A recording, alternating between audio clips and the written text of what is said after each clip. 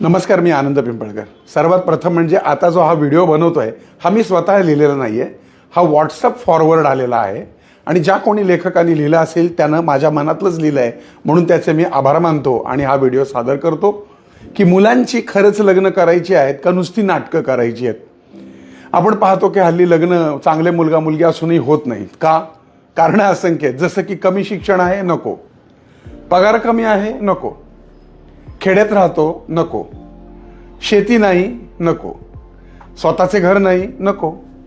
घरात सासू सासरे आहेत, अरे बापरे, मग नको. शेती करतो, अजिबात नको. धंदा करतो, काय सांगावं, खड्ड्यात जाईल, नको. शहरापासून फार लांब राहतो, नको. माझं आयुष्य या शहरात गेलंय, त्या शहरात मी कसं ऍडजस्ट करेन. रंगाने काळा आहे, अरे बापरे, नको. विरळ केस आहेत, नको. टक्कल आहे, नको. बुटका आहे म्हणून नको. फार उंच आहे म्हणून नको. जाड आहे म्हणून नको. तगडा आहे म्हणून नको. चष्मा आहे म्हणून नको. वयात जास्त आहे म्हणून नको. आता तो ज्या एरियात राहतो तो एरिया बरोबर नाही म्हणून नको. आता पुढे काय, तर मंगळ आहे म्हणून नको.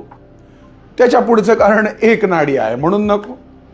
नक्षत्राचा दोषच आहे, मैत्री दोषच आहे, राक्षसगण मनुष्यगण दोषच आहे, मग नको. आता ह्या असंख्य कारणांनी जर तुम्ही लग्नाला नकार देत राहिलात तर मग लग्न करणार कधी? संसार कोणाबरोबर करणार? तुम्ही मायबाप होणार कधी? तुमच्या जीवनात नातवंड येणार कधी? तुम्ही सासू सासरे आजी आजोबा होणार तरी कधी? बरं, एवढ्या सगळ्या कारणांसाठी मुलाला नकार देत असताना मुलींमध्ये अशी कोणती गुणवैशिष्ट्ये असतात हे आईवडील सांगू शकतील का? अनेक मुलींना स्वयंपाक येत नाही, चहाही करता येत नाही, संसार कसा करतात हे माहीत नसतं, तडजोड कशी करायची माहीत नसतं. मान्य आहे, मुली हुशार आहेत, शिकलेल्या आहेत, स्वतःच्या पायावर उभ्या आहेत, म्हणून तुम्ही त्यांच्यापेक्षा हुशार जावयांची आणि त्याच्या लठ्ठ पगाराची, त्याच्या प्रॉपर्टीची अपेक्षा ठेवणार. मग त्या अपेक्षा पूर्ण नाही होत म्हणून स्थळांना नकार देत राहणार आणि या सगळ्या कारणामध्ये मुलीचं वय मात्र वाढत राहणार. या सगळ्यात नुकसान होतंय ते कमी पगार असलेल्या चांगल्या स्वभावाच्या निर्व्यसनी मुलांचं, ज्यांना मनापासून जोडीदार हवा असतो पण मुलींच्या आणि त्यांच्या आईवडिलांच्या, काही त्यांच्या नातेवाईकांच्या वेल सेटलच्या व्याख्येमध्ये ते बसत नाहीत, त्यामुळे ही स्थळं मागं पडतात. शेतकऱ्यांच्या मुलांच्या बाबतीत तर फारच प्रॉब्लेम. शेतकरी असणाऱ्या मुलाला मुली मिळतच नाहीत.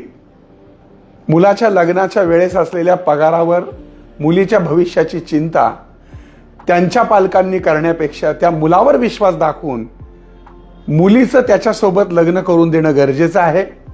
कारण त्या मुलाचा जो पगार आता आहे तो भविष्यात राहणार नाही. त्याचं कर्तृत्व बघा, त्याचे होतकरूपणा बघा. त्याचं कर्तृत्व आणि होतकरूपणा असेल तर निश्चितच त्याचा पगार वाढणार आहे, तो काही शांत बसणार नाही. जशी मुलीची स्वप्न असतात तशी मुलाची देखील स्वप्न असतात. त्याची स्वप्न पूर्ण करण्यासाठी, भरारी घेण्यासाठी नवीन उत्साह, उमेद, बळ मिळणार आहे आणि पगारही चांगला आहे म्हणजे मुलगी सुखी राहील हा गैरसमज आहे बरं का, लक्षात ठेवा. कित्येक करोडपतींकडे नांदणाऱ्या मुलींनी देखील तक्रारी नोंदवल्या, त्यांच्यावर केसेस चालू आहेत सासरकडच्या लोकांवर. भरपूर पैसा असला म्हणजे मुलगी सुखी असते असं अजिबात नाही. भविष्यात काय होणार आहे हे शक्यतो आपल्याला अंदाज येत नाही. एखादा पोरगा चांगल्या नोकरीला असेल तर तो नोकरीवरनं खाली येऊ शकतो, रंकाचा राजा राजाचा रंक होऊ शकतो. खरं तर हल्ली लग्न म्हणजे मुला मुलींपेक्षा त्यांच्या आईवडिलांसाठी आणि त्यांच्या नातेवाईकांसाठी खरं तर स्टेटस सिम्बॉलचा विषय झालाय. माझा जावई डॉक्टर आहे, इंजिनियर आहे, MBA आहे, AMC आहे हे सांगण्यात आणि एवढं लाखाचं पॅकेज आहे, तेवढं लाखाचं पॅकेज आहे सांगण्यात पालकांना मोठेपणा वाटतोय. आणि तसं स्थळ मिळावं यासाठी प्रत्येक मुलीचा आणि मुलीच्या आईवडिलांचा आणि नातेवाईकांचा प्रयत्न असतो.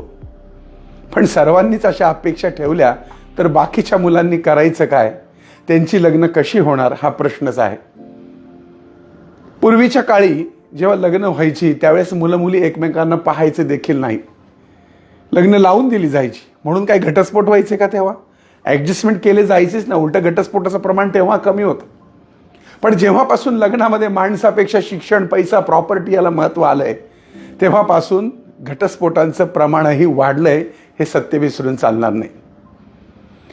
विवाहामध्ये भौतिक सुखांपेक्षा मानसिक सुखाची, आधाराची आणि समजूतदारपणाची जास्त गरज असते. आईवडिलांनी आपल्या मुलामुलीचा सुखाचा विचार जरूर करावा, पण तो करत असताना त्यांच्या वाढत जाणाऱ्या वयाचं आणि निघून झालेल्या वेळाचंही भान आईवडिलांनी त्यांच्या नातेवाईकांनी ठेवायला हवं.